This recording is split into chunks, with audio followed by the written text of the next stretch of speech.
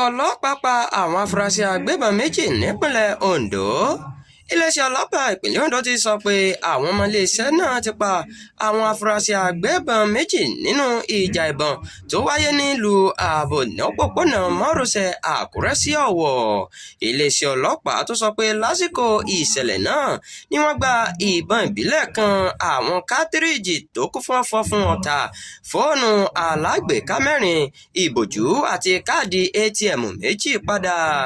Gẹ́gẹ́ bí àlàyé tí alukoro fún iléeṣẹ́ ọlọ́pàá nípìnlẹ̀ náà DSP Àbáyọ̀mí Jimoh fi síta ṣe sọ, ìṣẹ̀lẹ̀ náà wáyé ní nǹkan bíi aago 3:30 àárọ̀ lẹ́yìn táwọn òṣìṣẹ́ Federal Highway Patrol Unit nílùú Ààbò gba ìpè pàjáwìrì nípa àwọn afurasí agbébọn ní Ọláìyá Block Industry tó wà lẹ́gbẹ̀ẹ́ iléèwé girama ìlú Ààbò.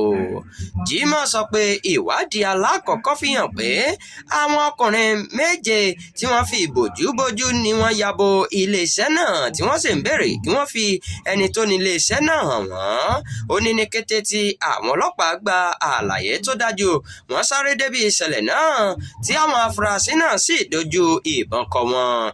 Lásìkò ìjà yìí àwọn afurasí agbébọn 2 ni wọ́n kó nígbà táwọn yòókù sá lọ sínú igbó lẹ́yìn tí wọ́n ti fara kásá ọta ìbọn àwọn ọlọ́pàá.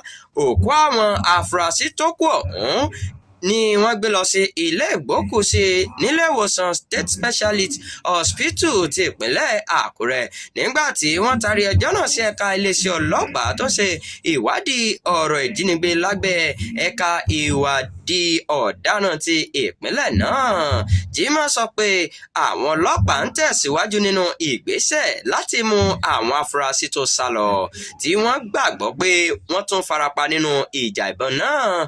Ó wá ké sáwọn aráàlú pàápàá àwọn òṣìṣẹ́ elétò ìlera láti sọ fún iléeṣẹ́ ọlọ́pàá tí wọ́n bá rí ẹnikẹ́ni tó wá gba ìtọ́jú fún ojú ọgbẹ́ ìbọn tàbí ẹni tó ń hùwà ní ọ̀nà tó mú fura lọ́wọ́.